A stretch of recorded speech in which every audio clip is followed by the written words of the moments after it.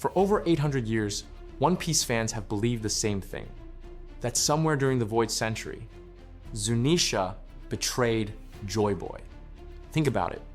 The ancient kingdom fell, Joy Boy lost, the world government rose to power, and one of the strongest beings in the entire world was nowhere to be found. Then, after everything was over, Zunesha received one of the harshest punishments in One Piece history. Not death, not imprisonment, not execution. Instead, he was sentenced to walk endlessly across the seas for centuries. A punishment so severe that even after 800 years, he is still carrying it out. And naturally, most fans came to the same conclusion. Zunesha must have committed an unforgivable act. Maybe he abandoned Joy Boy. Maybe he switched sides. Maybe he betrayed the ancient kingdom when they needed him most. After all, what other crime could deserve a punishment lasting 8 centuries?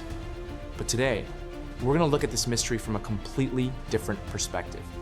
Because the more closely you examine Zunesha's story, the less he resembles a traitor. In fact, everything we know points toward a far more tragic truth. A truth hidden in Wano. A truth connected to the Kozuki clan. A truth that may completely change how we view the Void Century.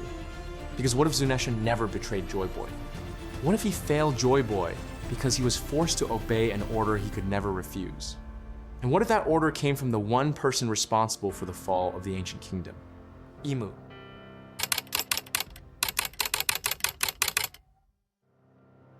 Let's begin with the mystery itself. When Oda introduced Zunesha during the Zoo arc, he immediately made one thing clear. This wasn't just another giant creature. This was a living relic from the Void Century, a being so ancient that he had personally witnessed events that shaped the entire world. And yet, despite being one of the oldest creatures alive, Zunesha wasn't free. He was serving a sentence, a punishment that had already lasted for centuries. Immediately, fans began asking the obvious question. What did he do? What crime could possibly justify 800 years of punishment? And here's where things become interesting. Oda never actually tells us. Think about that. We're told Zunesha committed a crime, but we're never told what that crime was. Not once. Oda doesn't say Zunesha betrayed Joy Boy. He doesn't say Zunesha started a war. He doesn't say Zunesha murdered anyone. Instead, we're given a single vague word, crime. And for a mystery this important, that's incredibly strange. Because Oda usually isn't vague when it comes to betrayal. When a character betrays someone, he makes it obvious. When a character switches sides, he tells us. So why hide Zunesha's crime? Why keep it secret for over 1,000 chapters?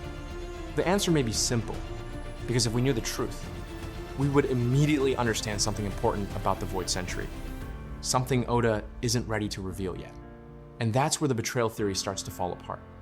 Because when we examine Zunesha's actions, they don't match the behavior of a traitor at all.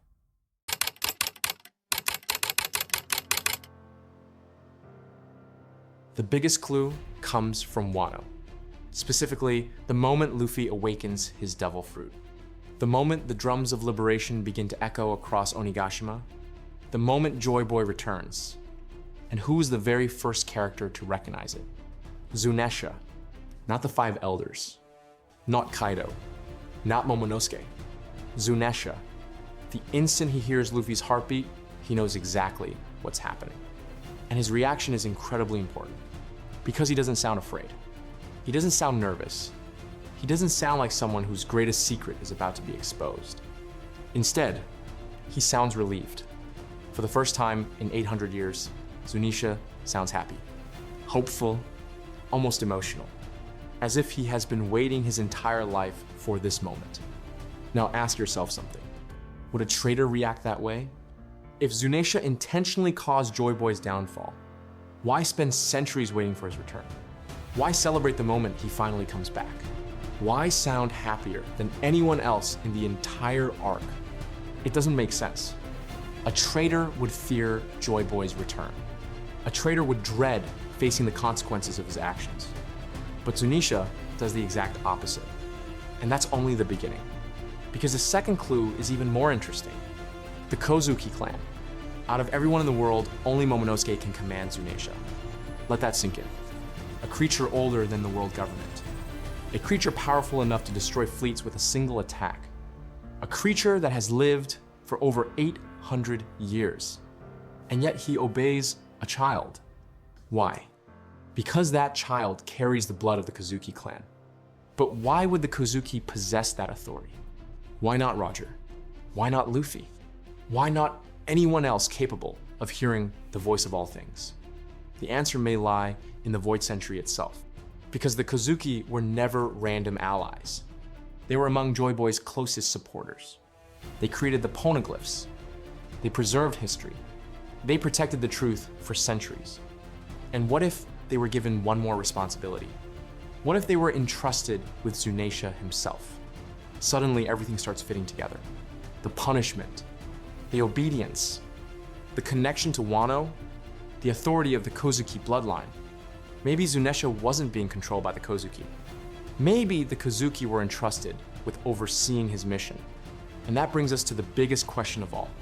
If Zunesha remained loyal to Joy Boy, then why wasn't he there when Joy Boy needed him most?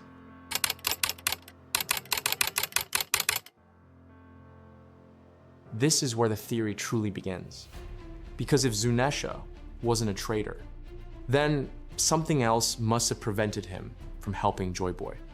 And I believe the answer may be an ancient oath.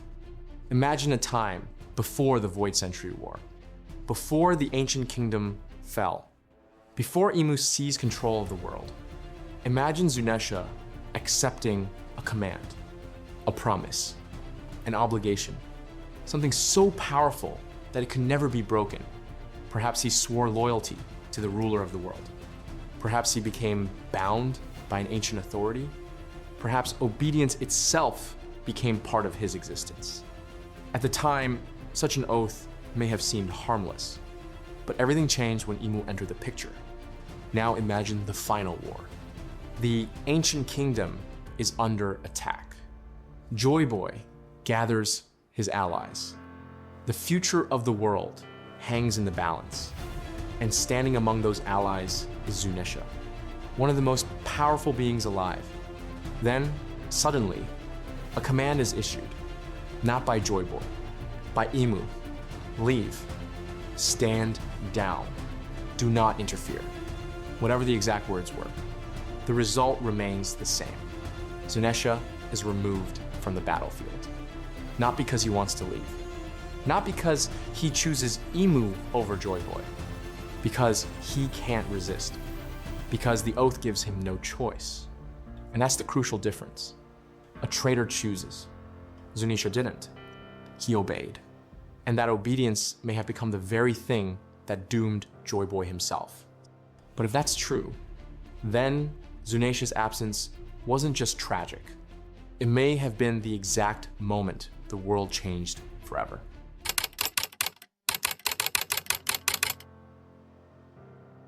If this theory is true, then Zunesha's absence wasn't just unfortunate. It was catastrophic. Because when we think about the fall of the ancient kingdom, we usually imagine a simple war. One side won, one side lost. But what if Joy Boy's defeat began long before the final battle was over? What if the world government's greatest victory wasn't defeating Joy Boy, but removing his strongest allies from the board? And Zunesha may have been the first piece to fall. Think about what Zunesha actually is. This isn't just a giant elephant. This is a creature capable of destroying entire fleets with a single attack. When Jack attacked Zu, Zunesha erased dozens of ships with one swing of his trunk. And that was after 800 years of punishment. Imagine how powerful he must have been during the Void Century. Imagine a younger Zunesha fighting alongside Joy Boy. A walking fortress, a living weapon, a symbol of hope for the ancient kingdom. Now imagine suddenly removing that ally from the battlefield. The consequences would be enormous. The defenders lose one of their greatest advantages, the balance of power shifts. And slowly, the impossible begins to happen. The ancient kingdom starts losing. And perhaps the most tragic part, is that Joy Boy may have understood exactly what happened. Not that Zunesha betrayed him, not that he abandoned the cause, but that he was trapped, forced to obey a command he couldn't resist. Because if Joy Boy truly believed Zunesha was a traitor, then nothing that happens later makes sense. Everything points toward forgiveness. Everything points toward understanding. And that brings us to the real meaning behind Zunesha's punishment.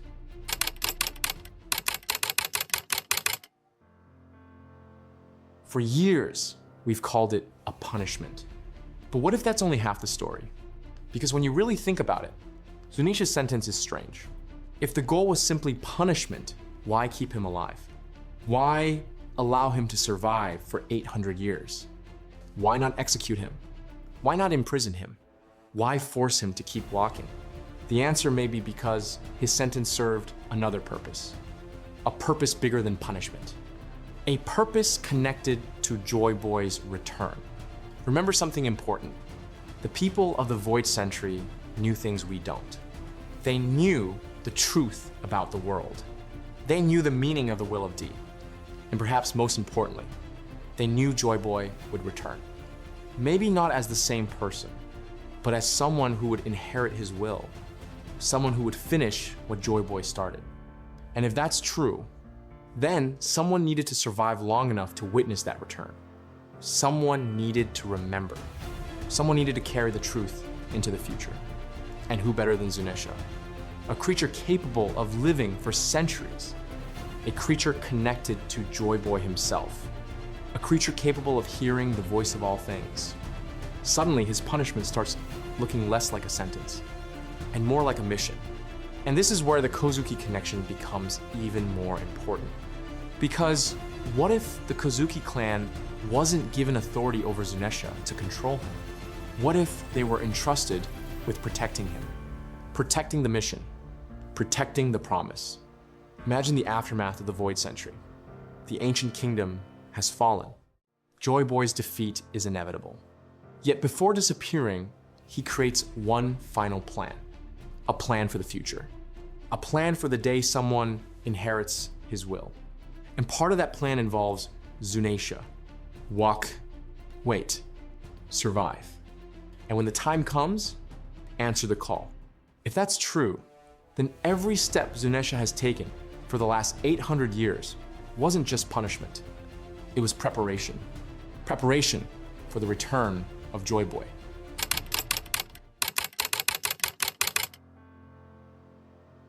And then, after 800 years, it finally happens.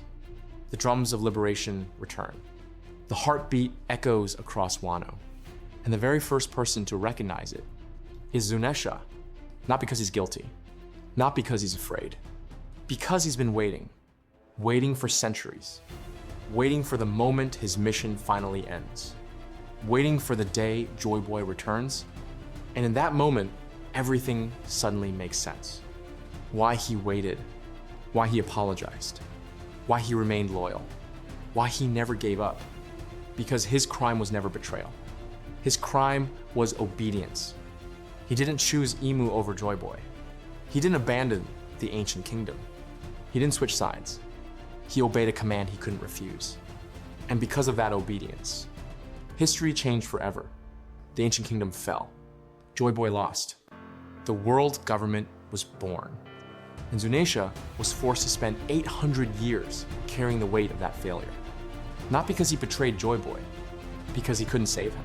For years, One Piece fans have viewed Zunesha as a criminal, a traitor, a mystery waiting to be solved. But what if the truth is far more tragic? What if Zunesha never had a choice? What if his greatest sin wasn't betrayal, but obedience? And what if every step he's taken across the ocean for the last 800 years has been an apology to the friend he could not save? Because when you look at the evidence, one thing becomes clear.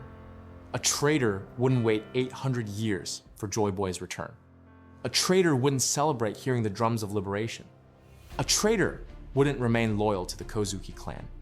Everything we know points toward a different conclusion. Zunesha wasn't a traitor. He was a victim of an ancient command. a victim of the war that changed the world, and perhaps the most tragic character left alive from the Void Century. But that's just a theory. What do you think? Did Zunesha betray Joy Boy? Or was he trapped by an ancient oath that forced him to obey Imu's command? Let me know your thoughts in the comments.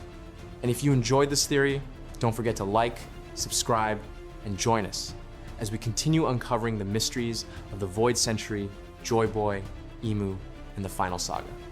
Because the closer we get to the end of One Piece, the more it feels like Zunesha's story is only just beginning.